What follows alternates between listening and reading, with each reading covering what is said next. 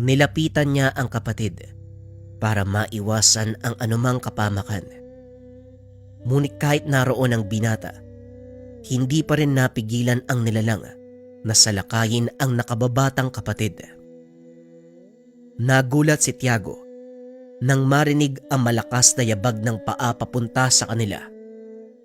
Nang humarap, isang malakas sa sipa sa dibdib ang tinanggap ng binata mula sa tikbalang. Nagtaka si Umel kung bakit tumalsik ang nakakatandang kapatid. Ano nangyayari sa'yo? Bakit ka tumalsik? Tumakbo ka, Umel! Lumayo ka dito! Wika ni Tiago. Ngunit hindi maunawaan ng kapatid ang sinasabi nito. Bakit, Manong? Ano bang nangyayari? Dali-daling tumayo si Tiago at tinulak ang kapatid. Dahil nakita nito, papasugod na naman ang tikbalang.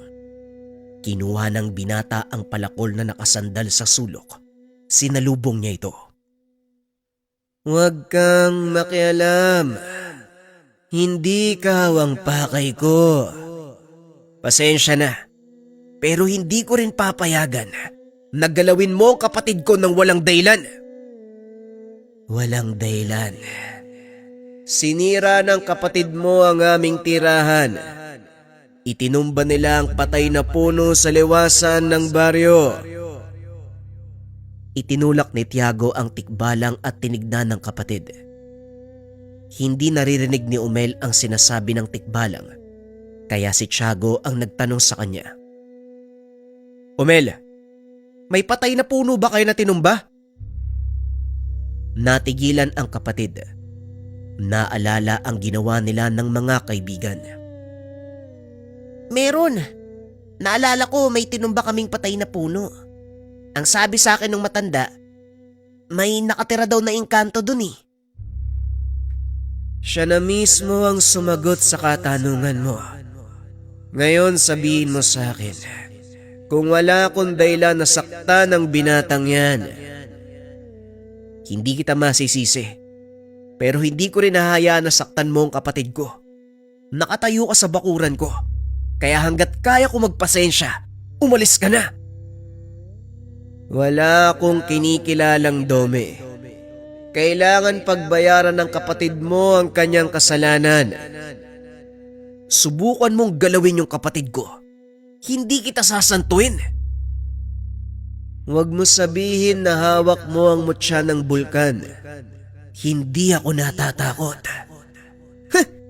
Pwes, tignan natin. Sinugod ng tikbalang ang binata. Sinalubong naman ito ni Tiago. Hindi makalapit ang tikbalang dahil biglang nagliparan ng apoy sa katawan nito. Nagulat si Umel nang makitang nag-aapoy ng katawan ng nakakatandang kapatid.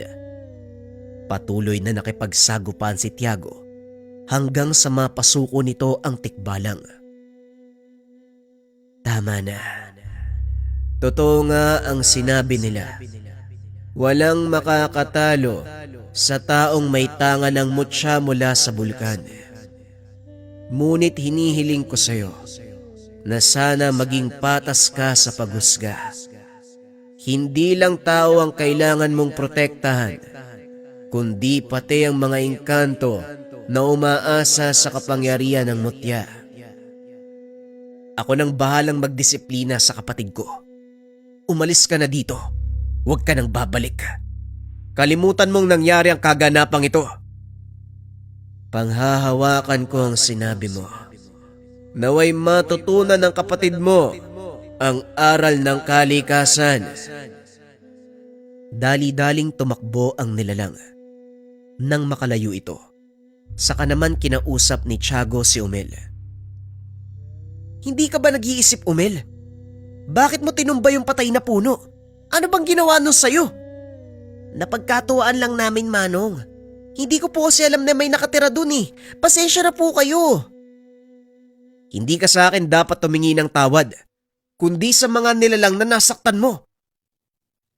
Opo, Manong. Gagawin ko po.